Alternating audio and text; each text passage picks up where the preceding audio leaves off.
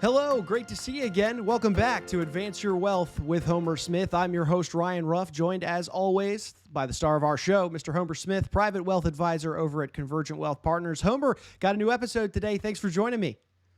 Yeah, really excited, Ryan. And before we get into the meat of the topic today, I just want to give a quick shout out. I know my wife and two daughters are watching while they're getting ready for school this morning. So just a good morning, and I love you guys. Yeah, nice little morning content for them. So, hey, Homer, we got a great episode today lined up. You and I were just talking about it before we jumped on here. We've been kind of dancing around this topic for a few episodes here now, but we're really going to get into the meat and potatoes of it today, and that's the family. But before I get ahead of myself, let's take a step back. One of the biggest concerns that are facing affluent families today and how to really manage their wealth, so that it achieves many goals. There are a lot of concerns, I should say, from continuing to grow that wealth to making sure that it stays, it stays at a hefty amount so that it can be passed down from generations to come. You want to use that wealth to be able to position your family for their goals and to achieve the things they want to down the road. And then obviously there's the protection side of it. You want to make sure that it's not being taken unjustly or taken too much of in any way, shape, or form. But really, out of all of these goals, out of all of these things that face an affluent family and their wealth is the word family. It's right there in the middle of it. Often the best place to start with managing your wealth is to make sure that the family members are aligned and really on the same page when it comes to the key issues that are facing the wealth itself. So it's really what we're going to be diving into today is a family constitution and how it can be the best way to get this thorough process going. So Homer, let's get into it, man. In your experience, what kind of unique challenges arise when families with wealth attempt to kind of work together to manage their assets? Yeah, and I think this is such an important topic, and I think we briefly touched on it in one of our previous videos, but in some research done by the Williams Group, what they found was 70% of wealth transfers fail to reach it past the second generation. And a lot of that is going to be solved by some of the topics we're going to talk about today. And so, affluence really can help families build some pretty amazing things and realize a shared vision. But it also can bring a lot of resentments and rifts among the family. And, there's the potential for it to severely damage the family's financial position. Anytime there's decisions that involve significant wealth, that involve multiple family members from multiple generations, the opportunities for this kind of conflict to arise is just really greatly magnified. And through my career, I've really seen both sides of it. I've worked with families that have this high level of trust and communication and the shared vision. And their concerns around the successful transition of wealth is pretty limited. However, I've also worked with families where there's significant disagreements and rifts between family members, and having any sort of meaningful conversation around the future of the family wealth is a huge challenge. Right. So, Homer, in your experiences, are there any specific wealth-related issues that you tend to see popping up more than others among families with these, significant assets at their disposal? Yeah, the biggest issue that I've seen is really around this idea of family harmony. And it's this lack of trust. It's this lack of communication among the family members that makes it really difficult to have any sort of effective conversation around wealth-related issues. So really having a process in place to focus on building that family harmony first is the key to successfully navigating multi-generational wealth. Sure. Having family members that just aren't on the same page with one another are only going to generate, issues, divides between the family. And obviously that's going to create, a ripple effect moving forward, not only with the finances, but other family issues as well. Where most of us are in families, usually they're not always on the same page, but when it comes to wealth, we certainly want to make sure they are. So, hey, Homer, the next question for you. What can families do to make sure that they are maintaining a more harmonious relationship or harmonious situations where both their attitudes and their wealth, are aligned and everyone's working well together? Yeah, we believe one of the ways families can help build and encourage family harmony is by considering putting together a formal family constitution. And a family constitution is going to help promote that trust and communication among the family and put things in place to try to reduce the conflict, as well as really lay out really what the family wants to do with their wealth over the long run. So let me ask you this, Homer. How does a family constitution, promote better family relationships, like, the deeper level stuff? Yes, obviously, a family constitution, as you just mentioned, it's going to set you up for everyone to be better aligned when it comes to the wealth management. But how do you see in other examples where a family constitution is helping to promote those better relationships, especially, yes, when it comes to the wealth? I think it's really interesting, actually, that the ultimate outcome of a family constitution, which first and foremost is around building and encouraging this family harmony, is extremely aligned with our mission at Convergent, which has always started with quieting the noise. And it's, with wealth management, it's all the media and everything people are getting hit with every day. But with a family, it's all the issues that are going on within that family and really helping them focus on what's most important to them, the family mission and the family values. And by focusing on quieting that noise, helping them promote open communication and building that trust, as well as putting in things into the family constitution around how to deal with conflict, is really going to start the process of promoting that family harmony. And then Well, from oh, there, sorry. Go it's ahead.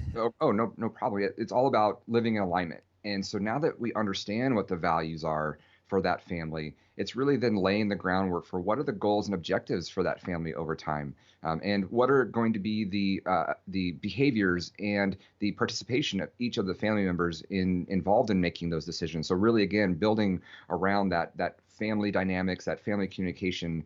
And then by doing that, it really opens up the amount of choices that not only the family has for how to navigate their wealth, but also creates lots of opportunities for the individual family members to grow and develop and create a bigger role within the family. And so all of those together really promote this family harmony that we believe is the key. It's the first and most important component to helping make sure that our families are in that percentage that actually successfully transitions that wealth over time. It's sounding like to me it really plays this foundational role for establishing and preserving that harmonious relationship, yes, within the family itself and their relationships, but obviously the family's relationship to the wealth. So, Homer, this is all sounding great. It sounds like it's something that any family with significant assets, significant wealth should be considering doing. How would you go about it? How do you go about drafting a family constitution to make sure that everyone's aligned and you're taking the right steps to achieve the family's financial goals and aspirations? Yeah, I actually believe, while I think it's extremely beneficial for families with significant wealth, I actually do believe this process could benefit any family. And really, it all starts with that family harmony. But once we've got that piece established, all the other components then are around managing for what to do with the family business or the family real estate portfolio and all the other investments that they might have. But it also establishes, how the family is going to make decisions. How are they going to spend the money? How are they going to invest it? How are they going to donate the money over time? How are people going to contribute and participate in the family constitution, the building of it and management of the wealth over time, and how is their input going to be delivered? What kind of role do they have in that?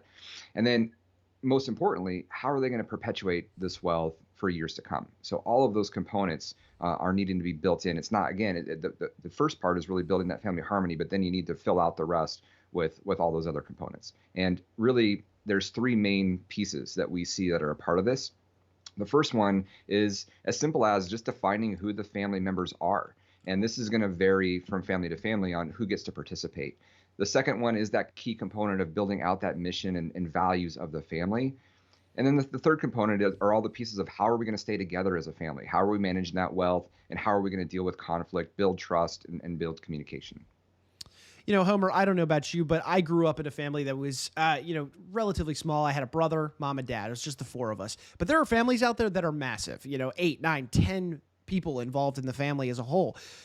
So when you have a situation like that, maybe where there's a lot of different individuals involved in the family, so therefore there's a lot of different opinions on that could be factored into how the wealth is managed, so on and so forth. Who from a given family should be involved in discussing these issues and then creating and drafting that family constitution? Yeah, this is really going to vary from family to family of who's involved. I've seen it be as open as, every family member, including married spouses and every kid and grandkid over the age of 16 get to participate and have a voice. And I've seen it be as limited as simply as the parents and kids that are over 16. So more just the close knit family. And what I've found is, or what I've sensed in working with these families over time, are those that have a higher level of family harmony established, where trust and communication are open. They're more likely to invite more members of the family into the process. And so, really, I think building that level of communication and trust is going to promote the ability to have more participants from the family have a voice in how that family constitution is created. Makes total and clear sense. So when you're looking at the family constitution specifically, Homer, how formal is this constitution? Are these is this a legal document, or is it more so just kind of guidelines or recommendations? Yeah, it's formal in the sense that it's a written document, but it's really, as you mentioned, it's more guidelines and prescriptions. It's not, in most cases at least, a legal document with legal requirements built in. It's really designed to be something that the family puts together as a group and commits to adhere to those principles over time. You mentioned a key word that I want to ask you about: commits. What other advice might you give to a family or individuals of a given family to help ensure that the family constitution that they draft up remains relevant over time, and that everyone is adhering to these principles over time? Yeah, a huge piece of this is to understand that this Constitution is a living document. It must be seen that way, and it's not a static one time, throw it in the cabinet or throw it in a drawer kind of a document. It needs to be able to evolve and change as the family evolves and changes. And to give you a quick example, if a younger member of the family ages and matures, the document has to be in a position to allow that person to have a higher level of participation over time. And having this flexibility built in is really going to be a key component to promoting that family harmony as situations evolve within the family. Who can families really turn to with this, Homer? From the process of, yes, identifying the family's financial goals, and then to helping them draft this kind of document, then also helping them revisit the document down the road to make sure everybody is still adhering to this. Who can they turn to? As we've talked about, oftentimes when families are beginning this process, there's a lot of conflict, resentment, rifts built in. And so navigating that can be a challenge. Also, for the most part, the matriarch and the patriarch are going to maintain kind of the final decision-making authority. But they do want to promote collaboration and get to consensus as much as possible. So oftentimes bringing in an outside facilitator to help walk the family through how to get to that point of open communication and trust is going to be critical. And there's going to be, sensitive differences among the family members, whether it's political, how to raise a family, all these issues that they're going to be navigating. And so having that objective third party be there to help deal with that conflict that arises and help really cool things off if needed in those meetings. And with that ultimate goal of getting to consensus, those types of people being brought in can be extremely helpful. We've been talking about this family dynamic throughout a lot of our past episodes, whether it was through stress testing or the concept of liability insurance and where you need to make sure you're covered. Family always seems to come back into the fold when it comes to wealth management because, let's be honest, who's the wealth for? It's for the family.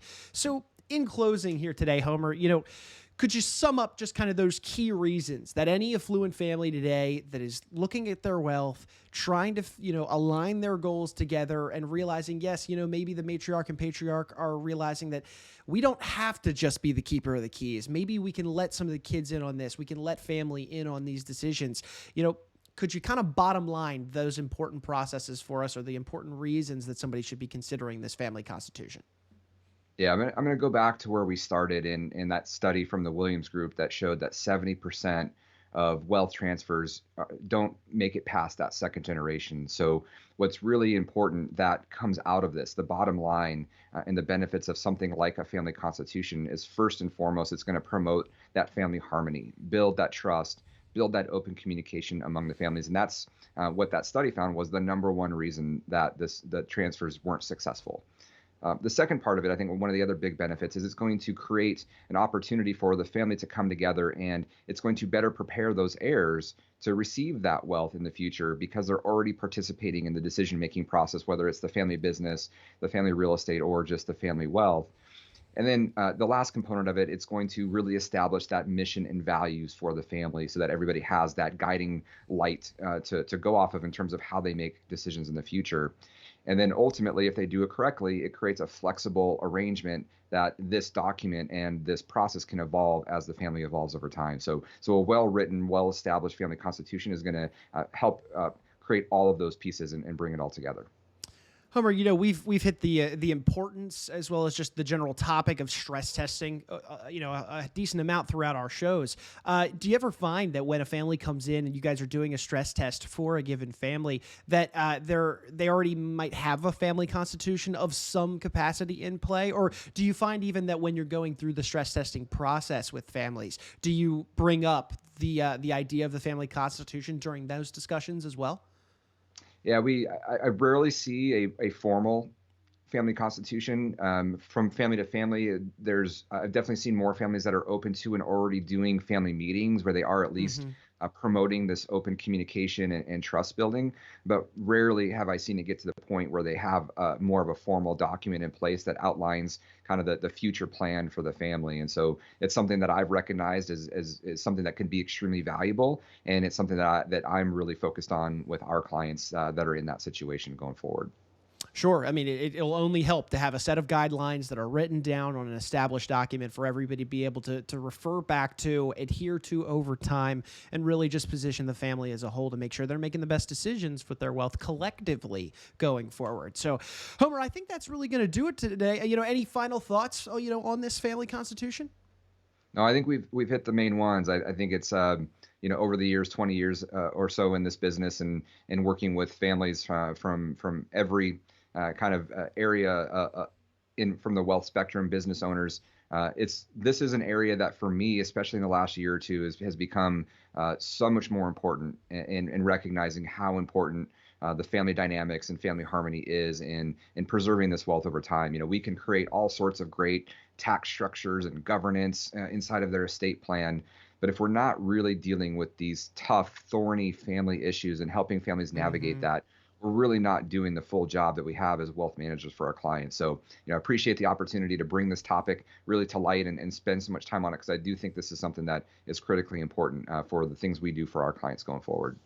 Well, that's awesome. Well, hey, look, we're going to be back here again, new month, come April, and we're going to have a new complex financial topic to kind of dive into. And Homer and I will root through the weeds of it and bring really the essence of the topic to you guys. But for Homer Smith, I'm Ryan Ruff saying so long, and thanks again for joining us for another edition of Advance Your Wealth.